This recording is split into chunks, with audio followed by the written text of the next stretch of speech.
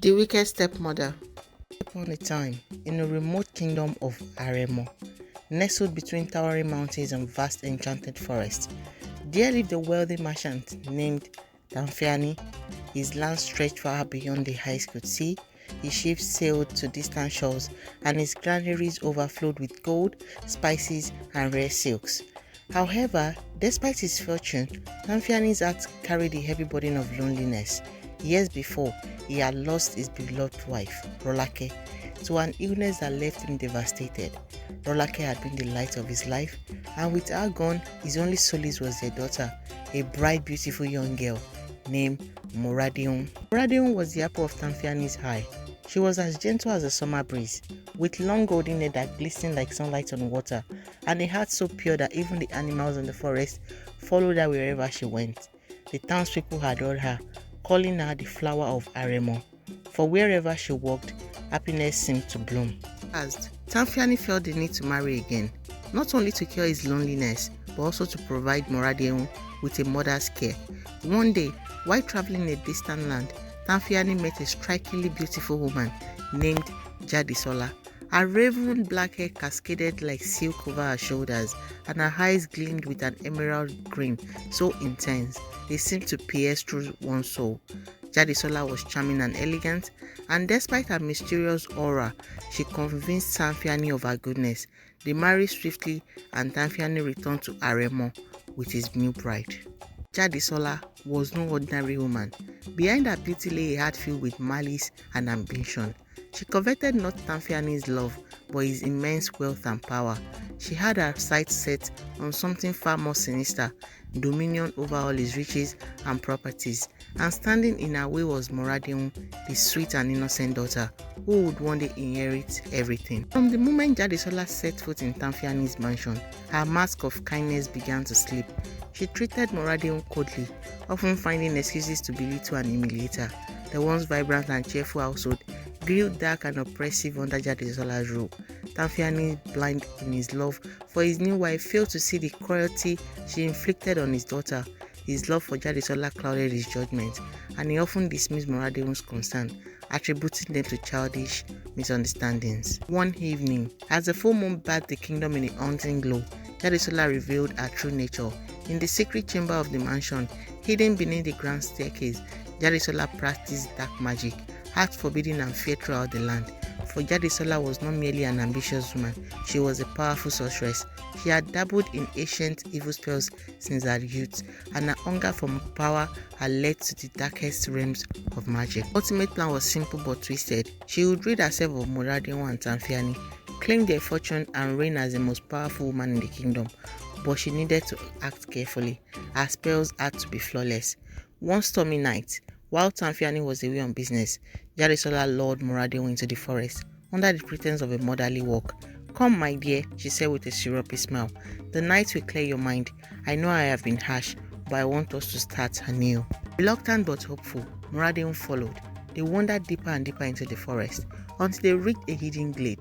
The trees here were gnarled and twisted, the air thick with unnatural stillness. Jadisola stopped and looked at Moradion with a chilling grin. "This," Jadisola whispered, "is where you meet your fate." Before Moradion could react, Jadisola raised her hand and chanted in an ancient tongue. The air crackled with dark energy, and the ground beneath Moradion's feet trembled. She tried to scream, but her voice caught in her throat. A searing pain coursed through her body as her limbs began to twist and contort. Her arms elongated, her legs fused together, and her soft skin turned to shimmering scales. Moradion was transforming, her body shrinking, bones cracking, until in the place where a girl once stood, now slithered a magnificent golden serpent. Now trapped in the body of a snake, could no longer speak or cry for help. She watched helplessly as Jadisola cackled in triumph, her emerald eyes glowing with satisfaction. "You see, my dear," Jadisola sneered, "no one will ever recognize you now. You will be lost to the world, and I will take what is rightfully mine." Jadisola left Moradion in the forest, caused to wander in a serpentine form for eternity. Days passed, and Damfiani returned home to find his daughter missing. Jadisola feigned concern, pretending that Moradion had run away after an argument. Grief striking and unable to comprehend the disappearance of his beloved daughter, Damfiani sank into despair.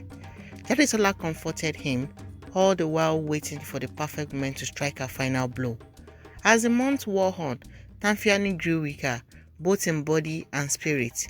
One evening, as he lay in bed, his strength nearly gone, Jadisola decided it was time to finish what she had started. Under the cover of night, she prepared the deadly poison, a concoction of rare herbs and venomous plants, and slipped it into Tanfiani's evening wine. He drank it without suspicion, and within moments his body convulsed. Jadisola watched coldly as the light drained from his eyes, his breath slowing to a final tortured gasp. With Tanfiani dead and Muradion lost forever in the form of a snake, Jadisola wasted no time claiming her prize. She took control of all Tanfiani's lands, wealth, and properties. The people of Aremo, unaware of the wicked sorcery behind this event, mourned the loss of their beloved merchant and his daughter, but they dared not question Jadisola's new role. Jadisola's triumph was not without consequence. In the depth of the enchanted forest, Muradion, though transformed, had not been entirely abandoned. The ancient spirits of the forest, protectors of the innocent, had been watching. Moved by her plight, they granted Muradion a single chance at revenge. One night, as Jadisola sat in the grand hall of the mansion, admiring her ill-gotten wealth, she heard a soft slithering sound. From the shadows emerged the golden serpent that Muradion had become. Jadisola froze, her heart pounding in her chest as the snake's eye glowed with a familiar, haunting light. Before Jadisola could cast a spell or flee, the serpent struck, sinking its fangs deep into her flesh. The venom enchanted by the forest spirit coursed through Jadisola's body, paralyzing her. She fell to the floor powerless as the golden serpent coiled around her, tightening its grip. And in her final moment, Jadisola understood the true price of her greed and malice. The serpent's cold eyes, once filled with innocence, were the last thing she saw before the darkness consumed her. As the golden serpent coiled tightly around Jadisola, watching the light drain from her wicked stepmother's eyes, Muradion felt a strange warmth spread through her body. The cause that had held her captive for so long was beginning to unravel. The forest around her, silent witnesses to the dark sorcery that had bound her, seemed to him with ancient power. The trees whispered, the wind stirred, and the moonlight bathed her shimmering scales in a soft, ethereal glow. In the heart of the forest, the spirits of the land had gathered. These were no ordinary spirits. They were ancient guardians of the realm, protectors of the innocent and avengers of those wronged by dark magic. For months, they had watched Muradion's suffering, her endless wandering, and her silent cries for justice. Moved by her purity and the evil she had endured, they had decided to intervene. As Muradion's serpentine body slithered away from Jadisola's lifeless form, the earth beneath her began to tremble. The air thickened with magic, not dark and malevolent like Jadisola's, but warm and bright. The forest glade she had been trapped in for so long began to glow with an otherworldly light, casting long shadows as the ancient spirits made themselves known. A voice, deep and resonant, echoed through the trees. Child of light, you have suffered through no fault of your own. You were betrayed by one who knew only greed and darkness, but the spirit have heard your pain, and justice has been served. Muradion, still a snake, raised her head as if in recognition of the voice. The light enveloped her, and the ground beneath her scales grew warm, vibrating with energy. Slowly, her serpentine body began to change. The curse was lifting. First, her long coiled tail began to shrink, shortening as if it gave way to human legs. Her shimmering scales melted away, replaced by smooth skin. Her hands, twisted by the curse, lengthened and returned to their original shape. She could feel her fingers once again, the sensation of the cool forest breeze against her skin. Her head, which had been trapped in the form of a snake, shifted back, her golden hair flowing once more over her shoulders. As the transformation completed, Muradion stood in the moonlit clearing, her human form restored. She looked down at her hands in disbelief, tears welling in her eyes. She was herself again, no longer a prisoner in a snake's body, no longer trapped by Jadisola's cruelty. The spirit voice echoed again. You are free, Muradion, but your return comes with great responsibility. You must now reclaim what is yours and restore balance to your father's land. With Jadisola gone, the mansion had fallen into disarray, and the people of Aremo were in despair, unsure of what had truly happened to their beloved merchant and his daughter. Muradion knew that she could not remain in the forest, no matter how confronting its protective magic felt. Her people needed her, and her father's legacy deserved justice. With newfound strength, Moradeon returned to the mansion. When she arrived, the townspeople were shocked to see her. Many had believed she had died or vanished into the wild. Whispers filled the air, but Moradeon's presence, her calm and radiant demeanor, soon quieted them. She explained everything that had happened, revealing Jadisola's dark deeds and how the wicked stepmother had poisoned her father for his wealth, turning her into a snake to ensure her own rise to power. The people were horrified by the truth, but also relieved that Moradeon had returned to restore order and peace. They rallied behind her, and with their support, Moradeon reclaimed her father's land and titles.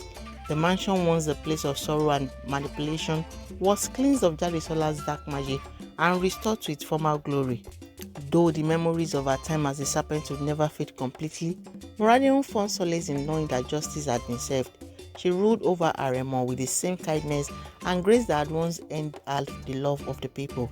Her father's legacy of fairness and prosperity continued through her, and the kingdom flourished under her gentle hand. The enchanted forest, where she had been both cursed and saved, became a sanctuary for her. Moradeon would often visit, walking among the ancient trees that had witnessed her transformation. The spirits, ever watchful, remained silent protectors of the land, ensuring that no dark magic would ever take root again. And so Moradeon's story became a legend, a tale of resilience, justice, and the ultimate triumph of light over darkness. She lived a long, fulfilling life, beloved by her people, and the memory of her kindness would be passed down through generations. The tale of the wicked stepmother who sought power through cruelty was a warning to all, but the more important thing is that the story of Moradeon, the girl who was once a serpent, became a symbol of hope for all who faced the darkness.